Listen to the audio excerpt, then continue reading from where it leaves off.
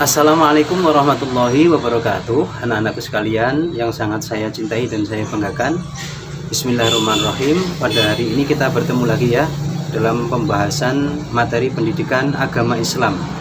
Sebelum kita memulai pembahasan kali ini anak-anak, mari kita berdoa kepada Allah. Semoga kita semuanya diberikan kesehatan jasmani dan rohani, tentunya diberikan ilmu yang bermanfaat dunia dan akhirat. Amin ya rabbal alamin. Nah anak-anak, setelah sebelumnya Pak Yusuf pernah menyampaikan pembahasan kita yang ada di minggu lalu, yaitu tentang pengertian mawaris, kemudian dasar-dasar hukum mawaris, lalu tentang syarat-syarat, sebab-sebab mendapatkan warisan dan sebab tidak mendapatkan warisan. Maka pada pertemuan kali ini kita akan membahas bersama-sama tentang ketentuan pembagian harta warisan. Ya, coba anak-anak simak baik-baik pembahasan kali ini. Tujuannya adalah untuk memahami dan mengetahui tentang bagian-bagian daripada ahli waris atau ketentuan tentang pembagian harta waris. Simak baik-baik, semoga tayangan ini, video ini bermanfaat untuk pembelajaran daring anak-anak semuanya. Nah anak-anak, ketentuan pembagian harta warisan. Ahli waris dalam pembagian harta warisan terbagi menjadi dua macam. Apa itu? Yaitu ahli waris zawil furud yang bagiannya tidak ditentukan, dan ahli waris asobah, yakni bagiannya berupa sisa setelah diambil daripada zawil furud.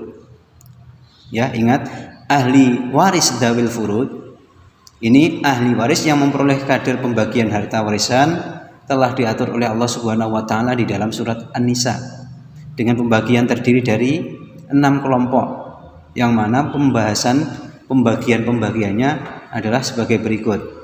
Simak baik-baik. Untuk yang pembagian pertama, yaitu mendapat bagian 1/2 atau setengah. Siapa saja?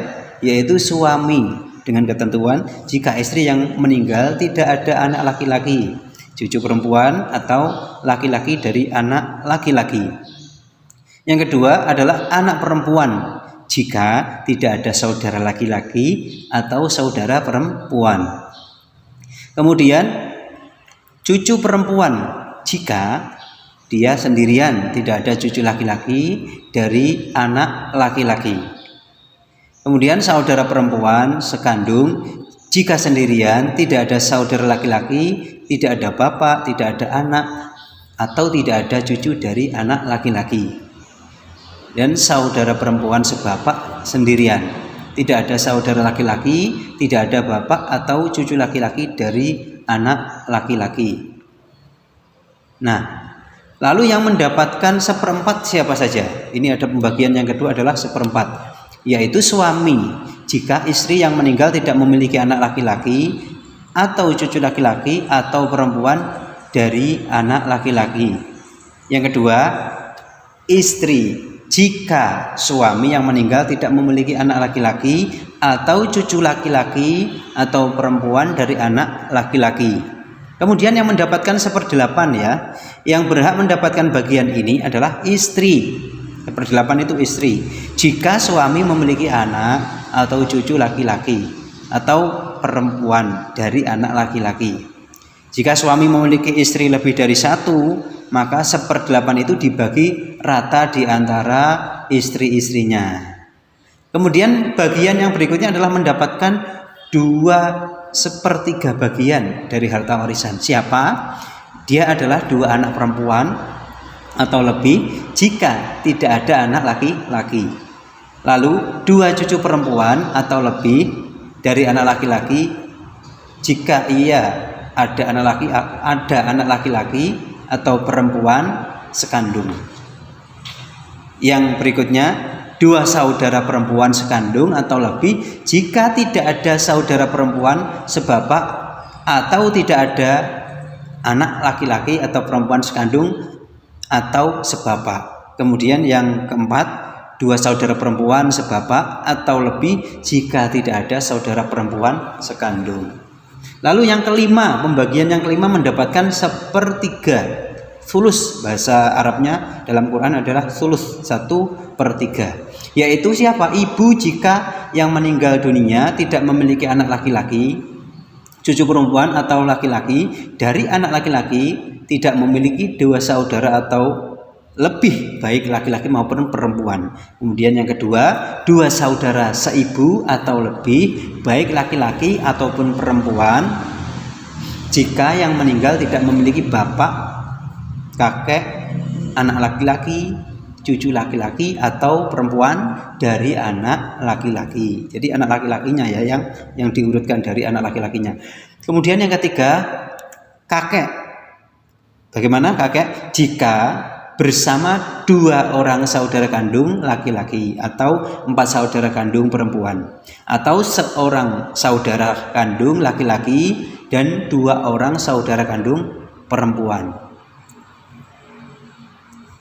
Sedangkan yang ini yang keenam ya, yang terakhir, yaitu mendapatkan 1/6. Siapa? Ibu jika yang meninggal dunia memiliki anak laki-laki atau cucu laki-laki, saudara laki-laki atau perempuan lebih dari 2 yang sekandung atau sebapak atau seibu.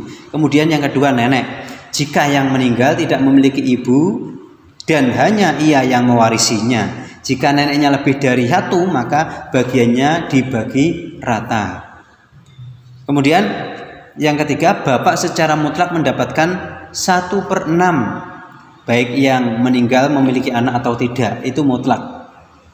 Itu bapak ya, bagiannya bapak. Kemudian kakek, jika tidak ada bapak, jadi kakek itu akan terhalang oleh bapak. Kalau ada bapak maka kakeknya tidak mendapatkan warisan. Tapi kalau tidak ada bapak maka kakek mendapatkan warisan dari yang meninggal dunia. Kemudian saudara seibu, baik laki-laki atau perempuan, jika yang meninggal dunia tidak memiliki bapak, kakek, anak laki-laki, cucu perempuan atau laki-laki dari anak laki-laki. Kemudian berikutnya, siapa lagi? Cucu perempuan dari anak laki-laki jika bersama dengan anak perempuan yang tunggal. Tidak ada saudara laki-laki, tidak ada anak laki-laki dari paman, dari bapak. Anak laki-lakinya paman dari bapak. Kemudian berikutnya, saudara perempuan sebapak jika ada 1 saudara perempuan sekandung tidak memiliki saudara laki-laki sebapak. Tidak ada ibu, tidak ada kakek, tidak ada anak. Nah, sekarang yang berikutnya ya, ahli waris asobah. Siapa itu? Ahli waris asobah, perolehan bagian dari harta warisan yang tidak ditetapkan bagiannya di dalam furud atau pembagian yang ada di dalam Al-Quran tadi. Furud dalam ini yang dimaksud zawil furud itu adalah ketentuan yang sudah ditentukan di dalam Al-Quran tadi. Tetapi mengambil sisa warisan setelah ashabul furud mengambil bagiannya, dia sisa, istilahnya pokok bagian asobah itu dia mendapatkan sisa-sisa daripada pembagian harta waris. Ahli waris asobah bisa mendapatkan seluruh harta warisan jika ia sendirian, atau mendapatkan sisa warisan jika ada ahli waris yang lainnya, atau tidak mendapatkan apa-apa jika harta warisan tidak tersisa ketika dibagi oleh ahli waris yang lain dalam dzawil furud tadi. Nah, bila seorang di antara ahli waris didapati seorang diri, maka berhak mendapatkan semua harta warisan. Namun bila bersama ashabul furud, ia menerima sisa bagian dari mereka. Dan bila harta warisan habis terbagi oleh ashabul furud, maka ia tidak mendapatkan apa-apa dari harta warisan tersebut. Ini ya, diingat-ingat, dia tidak dapat apa-apa karena sudah terbagi habis oleh ashabul furud. Ahli waris asobah itu ada 2. Yang pertama asobah bin nasab karena sebab nasab, dan asobah bis sabab. Asobah atau dia mendapatkan bagian karena sebab. Sekarang asobah bin nasab itu apa? Terbagi menjadi 3 bagian. Nah, bagiannya yaitu ini. Semua ahli waris laki-laki kecuali suami, saudara laki-laki seibu, dan mu'tik yang memerdekakan budak. Mereka adalah anak laki-laki.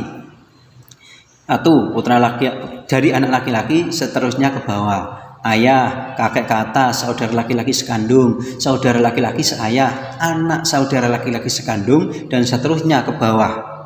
Anak saudara laki-laki seayah, paman sekandung, paman seayah, anak laki-laki paman sekandung, dan seterusnya ke bawah. Anak laki-laki paman seayah, dan seterusnya ke bawah. Kemudian asobah bin nasab, karena sebab nasab ini. Ini masih sebab nasab ya, tadi sudah diterangkan yang depan sebab nasab. Nah, kedua belas ahli waris di atas dapat dikelompokkan menjadi 4 arah. Tadi ada 12 ya disebutkan. Ini dikelompokkan menjadi 4 arah, yaitu 1 anak, yaitu arah yang ke anak mencakup seluruh anak keturunan anak laki-laki mulai cucu, cicit, seterusnya ke bawah. Berarti arah bapak mencakup ayah ke atas ini, kakek, seterusnya dari pihak laki-laki. Misalnya ayah dari bapak, ayah dari kakek, dan seterusnya ke atas. Kemudian arah saudara laki-laki mencakup saudara kandung laki-laki, saudara laki-laki seayah, termasuk keturunan mereka. Jadi ya ke samping ini, dan keturunan-keturunan daripada saudara laki-lakinya. Namun hanya yang laki-laki yang dihitung. Adapun saudara laki-laki seibu dari ibu ya tidak termasuk. Karena itu termasuk ashabul furud. Ini lagi ya, asobah bin nasab, disebabkan nasab lagi. Yang bagian berikutnya adalah yang asobah bil ghair, ahli waris. Asobah bil ghair ada 4, semuanya dari kelompok wanita. Dinamakan asobah bil ghair karena hak asobah keempat wanita itu bukanlah karena kedekatan kekerabatan mereka dengan pewaris, akan tetapi karena adanya asobah lain, asobah bin nafsi. Adapun ahli waris asobah bil ghair yaitu cucu perempuan keturunan anak laki-laki bisa menjadi asobah bila bersama dengan saudara laki-lakinya atau anak laki-lakinya paman. Anak laki-lakinya paman itu siapa? Cucu laki-laki dari anak laki-laki ketentuannya ya, baik yang sederajat dengannya atau bahkan lebih di bawahnya. Kemudian anak perempuan bisa menjadi asobah bila bersama dengan saudara laki-laki, dia akan tertarik ke bawah oleh saudara laki-lakinya. Saudara kandung perempuan akan menjadi asobah bila bersama dengan saudara kandung laki-laki, begitu ya ketentuannya. Kemudian saudara perempuan seayah akan menjadi asobah bila bersama dengan saudara laki-laki. Dalam kondisi seperti ini, bagian laki-laki 2 kali lipat bagian perempuan. Jadi lidzakari mislu hazil unsayain, bagian laki-laki itu 2 kalinya daripada bagian wanita. Mereka mendapatkan bagian sisa harta yang telah dibagi. Jika harta telah habis terbagi, maka gugurlah hak waris bagi mereka. Nah, selanjutnya asobah bin nasab. Hubungan nasab yang berikutnya adalah asobah bil ghair. Asobah bil ghair ada 4, semuanya dari kelompok wanita, dinamakan asobah bil ghair. Adalah karena hak asobah keempat wanita itu bukanlah karena kedekatan kekerabatan mereka dengan pewaris, tetapi karena adanya asobah lain, asobah bin nafsi. Adapun ahli waris asobah bil ghair yaitu ya keterangannya adalah anak perempuan bisa menjadi asobah bila bersama dengan saudara laki-lakinya. Cucu perempuan keturunan anak laki-laki bisa menjadi asobah bila bersama dengan saudara laki-lakinya atau anak laki-laki dari paman.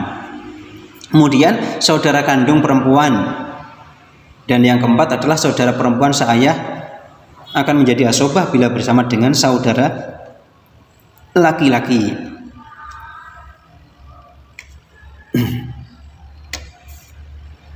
Nah, kemudian yang bagian C ini yang asobah ma'al ghair.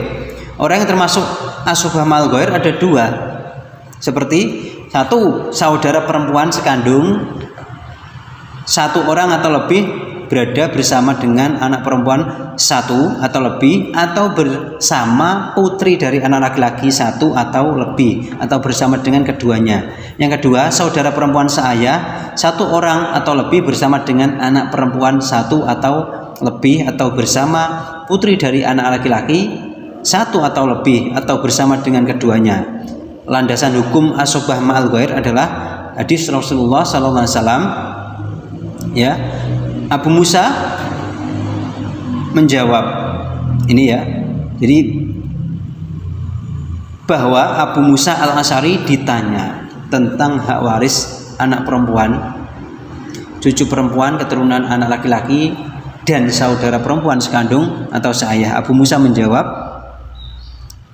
bagi anak perempuan separuh dan saudara perempuan separuh. Kemudian yang nomor 2, artinya ini tentang asobah yang bis sabab, karena sebab, yaitu ya, yang termasuk asobah bis sabab karena sebab adalah orang-orang yang membebaskan budak. Ini orang yang memerdekakan budak. Nah, jika semua ahli waris laki-laki berkumpul, maka yang berhak mendapatkan warisan hanya 3 orang. Ini perlu diperhatikan, ya, ayah, anak laki-laki, dan suami.